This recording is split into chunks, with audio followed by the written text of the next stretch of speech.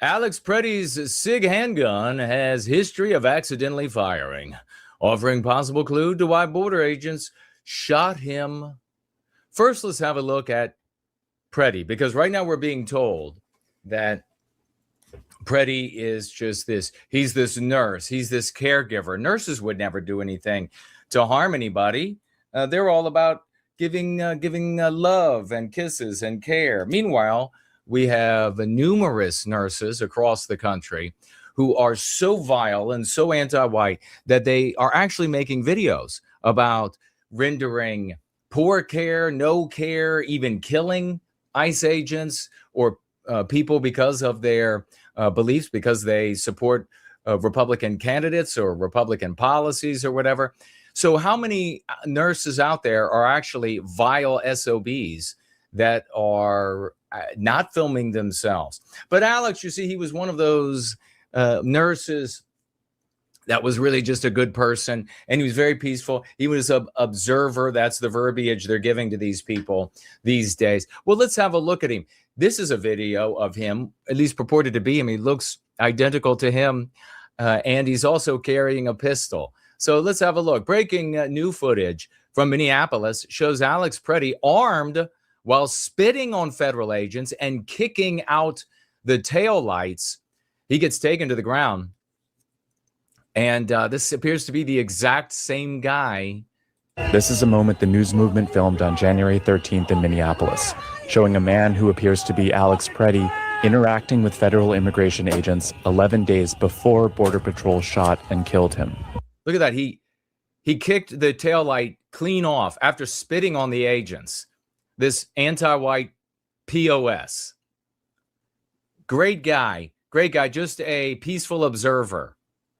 Our footage was analyzed by the BBC, whose facial recognition technology confirmed his identity to a 97% degree of accuracy. On the morning of January 13th, our team received a tip that federal agents were blocking a street at the corner of East 36th and Park Avenue in Minneapolis. We arrived around 10:15 a.m. We saw observers shouting at the agents as they walked back to their vehicles. When they started driving away, the man kicked their taillight. An agent then got out of the vehicle, grabbed him, and pushed him to the ground.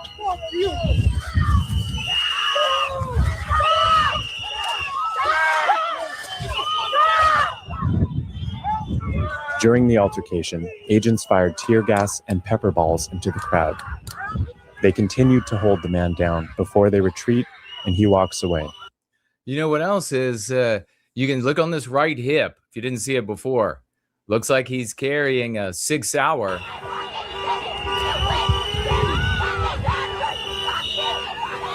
The man in our footage is wearing a similar outfit to what Pretti was wearing on the day he was killed. What appears to be a gun is also visible above his waistband.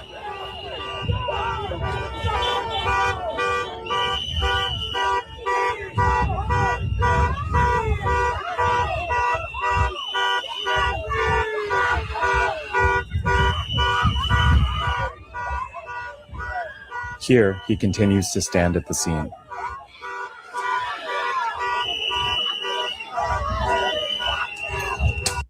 This is a moment the news movement... So this is the face analyzing technology saying, what, 97%? It's Pretti. The guy's dressed the same. He's the same height. He's the exact same build. He has the holster in the exact same place. I would say this is Alex Pretti. And people have been asking me, how do you think ICE is doing? And I respond by saying, pretty good. Pretty good. They could be doing even better, but as of right now, they're doing pretty good.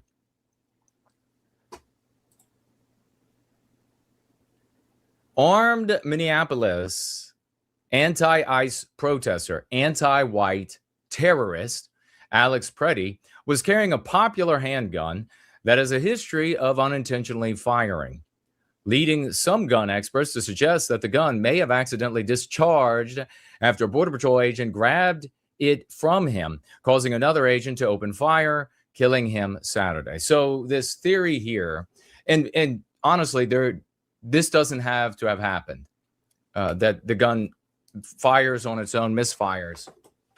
How it misfires, we could talk about that in a moment.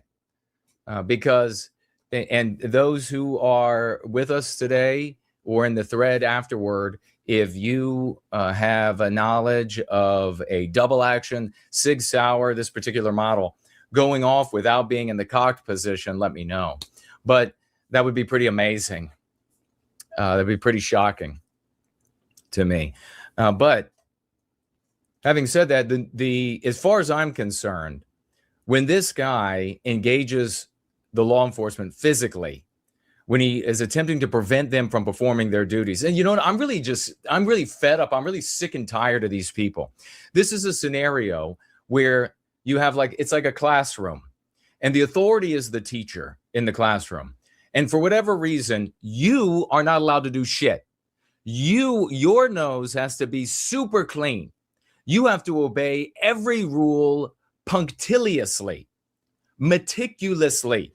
You've got to be on top. And if you deviate slightly from it, the teacher, the authority, comes down on you like Fort Knox. But there is the teacher's pet. And the teacher's pet are these anti-white garbage mother who have this immunity. They can stop a law enforcement, federal law enforcement, from performing their duties and get in their faces and scream the nastiest insults, everything you can imagine, blow whistles right into their ears, and nothing happens to them. If I were to get in the way of a county cop here in Northern Virginia handing out a ticket or just telling somebody to walk on the sidewalk rather than the street, they would take me right to jail. There wouldn't be any question about it. And this is a county cop doing nothing relevant. But these teachers' pets, these anti-white garbage, protected by anti-whites in the seats. These are the anti-whites in the streets, protected by the anti-whites in the seats. They've got this anti-white immunity. They can get in the faces. They can deafen agents. They can spit on them. They can throw ice at them. They can throw rocks at them. They can squirt substances at them. Nothing happens. They can drive their cars in front of their vehicles while they are in the middle of police activity. Nothing happens. They should all go to jail forever. I'm sick and tired of these people. I am fed up with their insolence. I am fed up with their immunity from prosecution and the kind of things. My life would be ruined. My life would be abjectly ruined if I interfered with a county cop handing out a ticket. These people can interfere with federal law enforcement carrying out the will of 70 plus million voters in America, and nothing happens. They just get to walk, except in these rare cases where extremely rare, where they do something like this. They decide, first of all, Alex Pretti, this anti-white terrorist, brings not only one magazine full of bullets, but two. Now, what would you need two magazines full of bullets for, aside from a shootout? A serious question. I may or may not carry on a regular basis. There's no need for multiple magazines. There's no need even for a full. What kind of a scenario are you going to be in where you have to use your firearm and you're going to go through 15, I don't know how many rounds it holds. Then you're going to pop the magazine out and toss another one in. So maybe you got 15 plus 1, 16. Then you're going to pop that out and go to another magazine. That's a pretty aggressive mugger, right? That's a pretty aggressive mugging when you have to use that many bullets. So this guy came with enough ammunition for a shootout. End of conversation. Fuck you to your anti-white garbage out there that's going to say, oh, it's for some other reason. It's for some. The same people that will say it's okay for him to bring 30 plus rounds of ammunition to a protest are the same kind of people that are in Virginia right now doing everything they can to take away the right to self-defense. Going to prevent you from being able to have a firearm. Is it a double standard? No, it's an anti-white standard. They get anti-whiteism in both directions.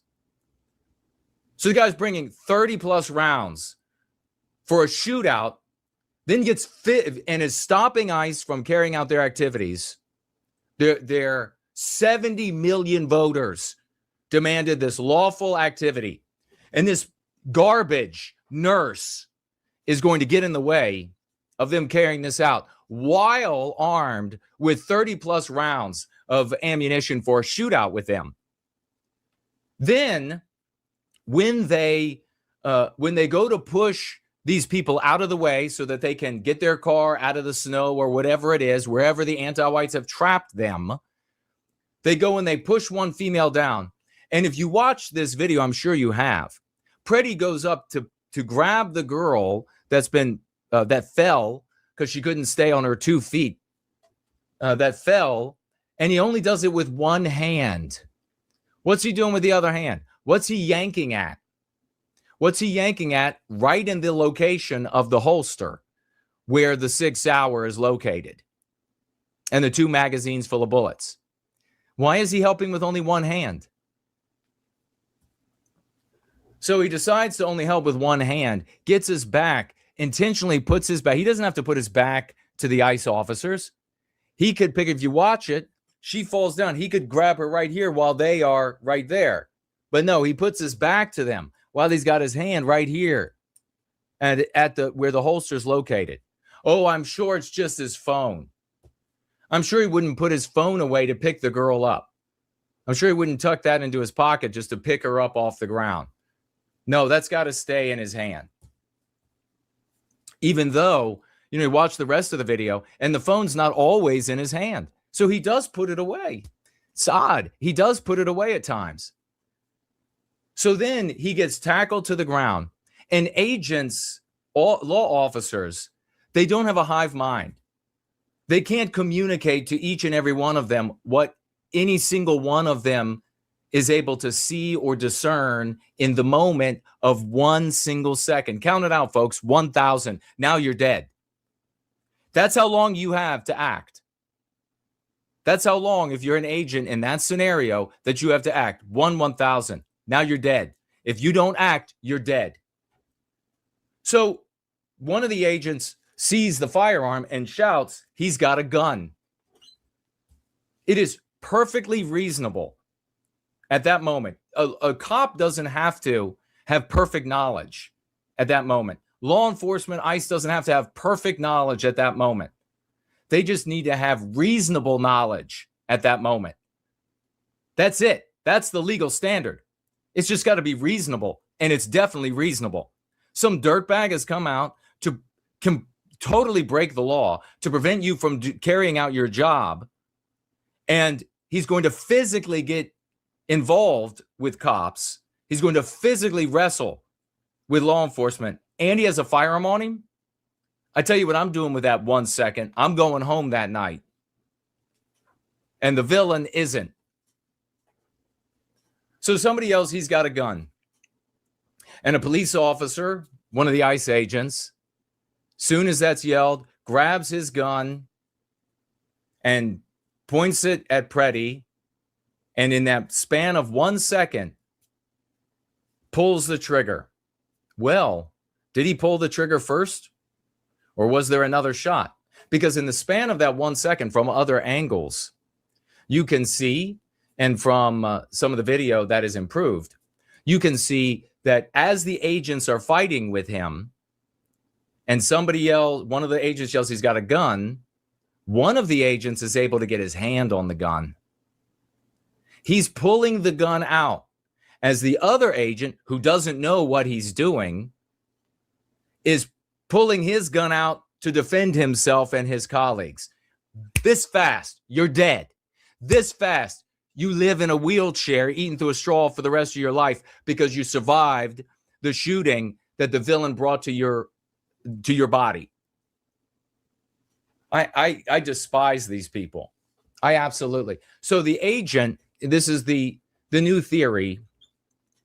The agent that gets the gun rotates to his left to get the gun away from. Now, mind you, I got to also point this out for the vegetables out there. And they're like, he got the gun. First of all, they show it in slow motion and they're like, look, he got the gun. And then they just assassinated Pretti. It's slow motion, you cauliflower. It happened that fast. He pulls the gun, the other guy pulls his gun out and shoots him. It happened all at the same time. Bang! Now you're dead if you're the agent and you didn't act. But here's the other thing. How do you know if you're an agent on the scene, even if you see this guy pulling a gun out away from the villain, that that's the only gun that he brought? You don't know if he's got a gun said by whomever is talking about that gun. That's just a gun that an agent is pulling out. That's just a gun. You don't know if this guy brought 2 guns, 3 guns. You have no idea. So, having said that, all the more reason for Pretti to have died of lead poisoning before bleeding to death. The agent who pulls this SIG from the holster begins to rotate. From video from the other angle, it does appear that you can see the muzzle of the SIG. And here it is unloaded. And the slide, this part here is called the slide. This part here is the slide. The slide is back, chambers open, unloaded. When the slide is back, you can see the barrel. The barrel on semi-automatic pistols kicks up like this when it shoots, because the whole slide comes back. It's all part of a mechanism. Springs inside, yank this part here forward again. When this part comes forward, a new round is chambered, and the barrel is no longer visible. The barrel is only visible when it's in this state, or if it's in the moment of firing off a round. And it does appear, as the agent swivels, that the barrel is visible. That would mean, if that's the case, that this gun went off when the agent pulled it away from Pretti. Now, how does the gun go off? It appears to me in that video, even as grainy as it is, that I can see what's called the trigger well, this part right here. And the agent's finger is not in it. When I look at the video, I see what I believe to be 4 fingers running down this portion of the firearm, which would be the proper place to grab it. Now, how does the gun go off? If the agent's holding it down here and there's no finger on the trigger, this is a double action firearm, meaning that when you pull the trigger for the first time, there is the full poundage of pressure, whatever that is, 6 pounds, whatever it is, you have to pull to bring the hammer back and then forward. Bam, the gun goes off then. But after you fired the first round, the gun is in a single action state, meaning that the hammer is still back. The hammer is back because the slide goes back and it locks in place back. Slide comes back forward. At that point, all you got to do is touch the trigger and it shoots again and again and again and again and again until you stop pulling the trigger or it runs out of ammo. Did Alex Pretti go into a physical confrontation with ICE agents with his Sig Sauer cocked and ready to shoot? Is that how it went off? If that's indeed what happened?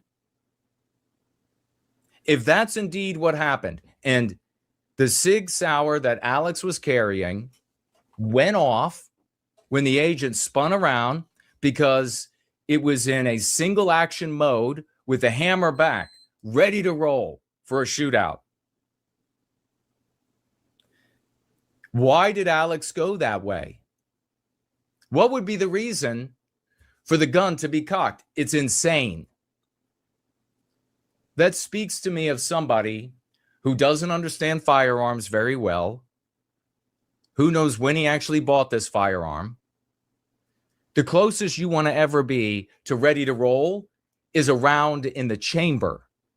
Because if you have a round in the chamber and the hammer back, the gun in a single action state needs very little to go off.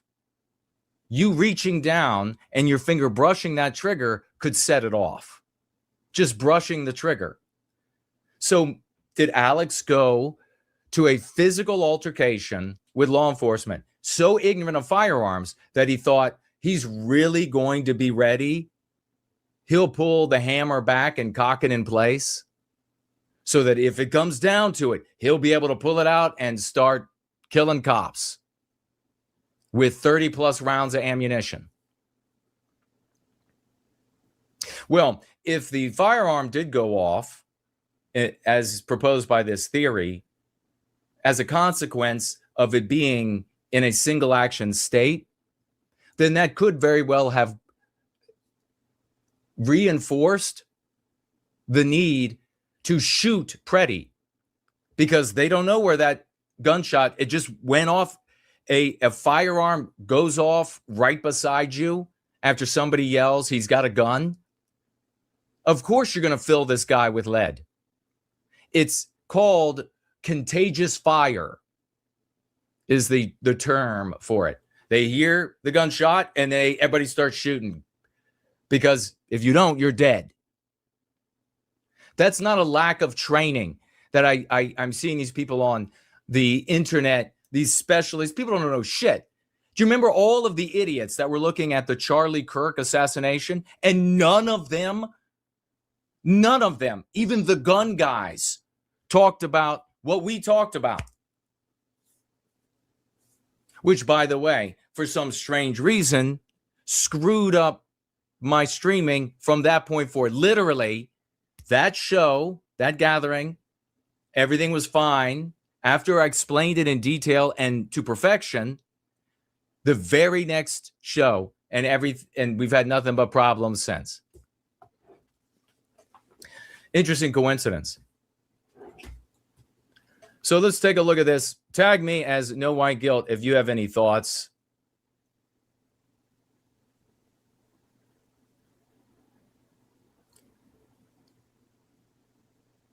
Pretti 37, ICU nurse, angry at President Trump's crackdown on illegal immigration in Minnesota.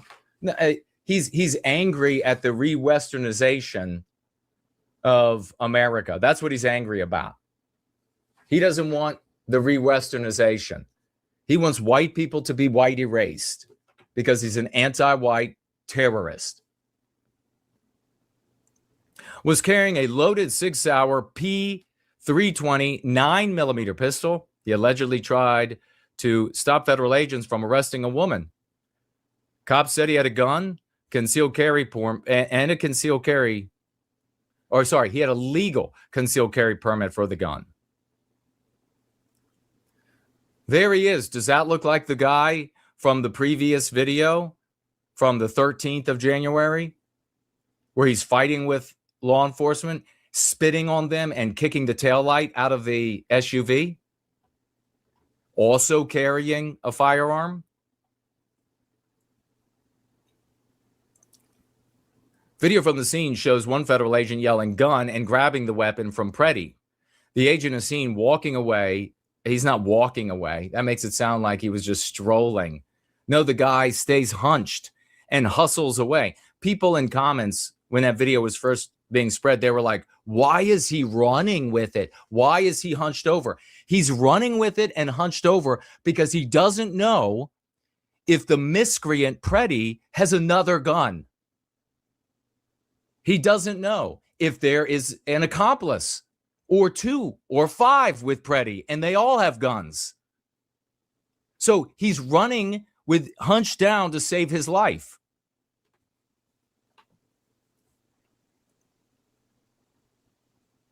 Rob Dorr, a lawyer in Minnesota Gun Owners Caucus, said he believes the Pretti's gun went off after the agent grabbed it, leading the other agents to open fire. I believe it's highly likely the first shot was a negligent discharge from the agent in the gray jacket after he removed the SIG P320 from Pretti's holster while exiting the scene. The P320 model is widely carried by armed civilians and U.S. law enforcement, including ICE, and has been the subject of more than 100 allegations that it has a defect that allows it to fire uncommanded. Authorities shared a picture of Pretti's loaded gun in the wake of Saturday's shooting. The weapon appears to be a high-end custom variant. Yeah, I mean, it looks like it has a Trijicon sight on it. Those are expensive. That's to make it easy for people who don't know how to shoot to put a bullet into a bullseye. Because when you look through it, it puts a red dot, not out in the world, but inside of the scope and the sight.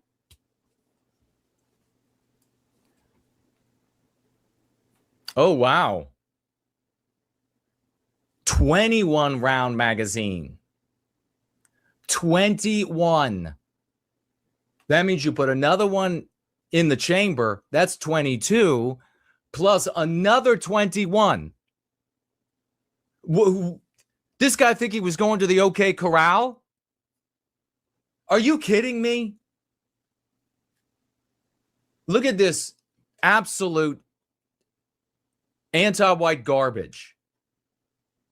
President Trump shared a picture of the gun on his Truth Social, questioning why Pretti had attended a protest carrying a loaded weapon. And attending a protest with a loaded weapon is fine.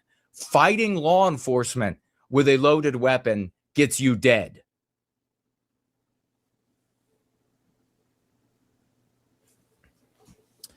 This is the gunman's gun loaded with 2 additional magazines. 21 rounds. Where are the local police, the mayor, the governor, etc.? It is stated that many of these police were not allowed to do their job. Of course, Pretti had a permit to legally carry a firearm, according to the police department. Homeland Security claimed that it was unlawful for protesters or observers to bring guns to demonstrations.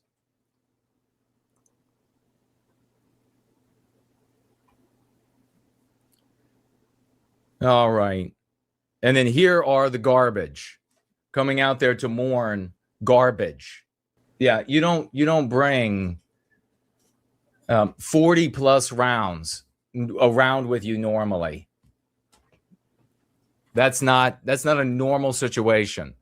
And when you have his belief system and you show up to inhibit federal law officers from doing their job and you bring 40 plus rounds with you, you intend to have a shootout. There's no ifs, ands, or buts about it. You intend to have a shootout.